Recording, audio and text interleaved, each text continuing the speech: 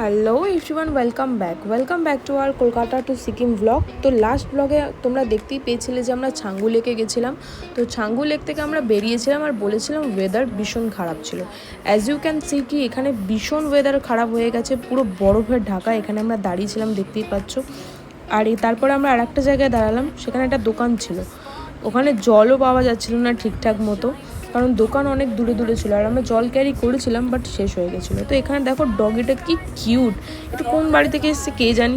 তারপরে আমরা আবার ওখান থেকে রওনা দিয়ে দিই। তো দেখতেই পাচ্ছ যে এখানে যত ওপরে যাচ্ছি তত বরফ পুরো ভর্তি। আর প্রচুর আর্মি ক্যাম্প ছিল চারি জায়গায়, আর রাস্তায়ও নানা রকম কাজ হচ্ছিল। যেহেতু এই রাস্তাগুলো আর্মিদের আন্ডারেই থাকে, আর্মিরাই যেহেতু ম্যানেজ করে, তাই আর্মি ক্যাম্প চারি জায়গায় ভর্তি, যেহেতু বর্ডারের সাইড। তো আমরা ওখান থেকে নাথাং ভ্যালিতে যাচ্ছিলাম। তো প্রথমে এখানে কুকুক পড়বে। এখানে দেখতেই পাচ্ছ যে পাহাড়গুলো কী দারুণ দেখতে লাগছে, মানে একটা মুহূর্ত চোখ বন্ধ করা যাবে না। আর আমার তো এখানে চোখ ঢাকাই পড়ে গেছে আমার স্কার্ফের জন্য।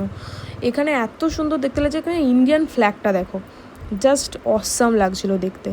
তো এখানে দেখতে দেখতে আমরা দেখলাম যে এখানে একটা ওয়াটারফলসও আছে, দেখতে পাচ্ছ কী সুন্দর লাগছে, পাশে মহাদেবও বসে আছে। তো আমরা আর ওই জায়গাটায় দাঁড়াইনি, কারণ আমরা দাঁড়ালে অলরেডি বিকেল কিন্তু হয়েই গেছিলো। আমরা তাহলে নাথাং ভ্যালিতে পৌঁছাতে পারতাম না। রাত্রেবেলা তো এখানে ড্রাইভই করা যাবে না, কারণ ওয়েদার ভীষণ খারাপ হয়ে যাচ্ছিলো। আর ওখান থেকে সব আর্মিরাই বলে দিচ্ছিলো যে তাড়াতাড়ি তোমরা এখান থেকে বেরিয়ে যাও। আর ওপরে তো আর বৃষ্টি হয় না, ওখানে স্নোফলস হয়। আমরা এখানে যেখানে দাঁড়িয়েছি এটা হচ্ছে ওল্ড বাবা মন্দির, এই জায়গাটা। তো এখানটা দাঁড়িয়ে মানে দাঁড়ানো যাচ্ছে না, কারণ ভীষণ ঠান্ডা লাগছিল, মানে হাত পা জাস্ট কাঁপছিল।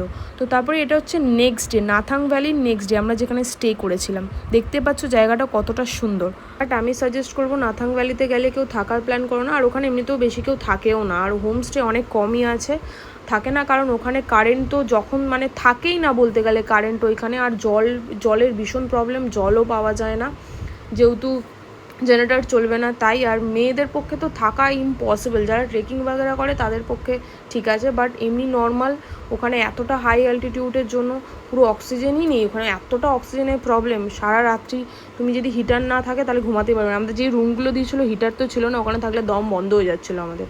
তো ওখানে আমরা থাকিনি, রুম আমাদের বেকার না হয়েছে। ওখানে একটা ওই ভাইয়াটা যে এই রুমে ছিল, ওই ভাইয়াটার রুমে হিটার ছিল, আমরা সেখানেই ছিলাম। ভাইয়াটাকে আমরা রিকোয়েস্ট করে বলেছিলাম যে আমাদের যে কোনো একটা রুমে থাকতে, মানে শিফট করে যেতে, বাট সে শিফট করেনি, কারণ এটা ইম্পসিবলই ব্যাপার যে উইদাউট হিটার ওখানে থাকতেই পারবে না। সত্যি দম বন্ধ হয়ে যাচ্ছিলো। আর নেক্সট ভিডিওতে আমি আরও একটা জিনিস শেয়ার করব, যেটা শুনলে তোমরা হাসবে, জাস্ট আমি নিজেও অবাক ছিলাম।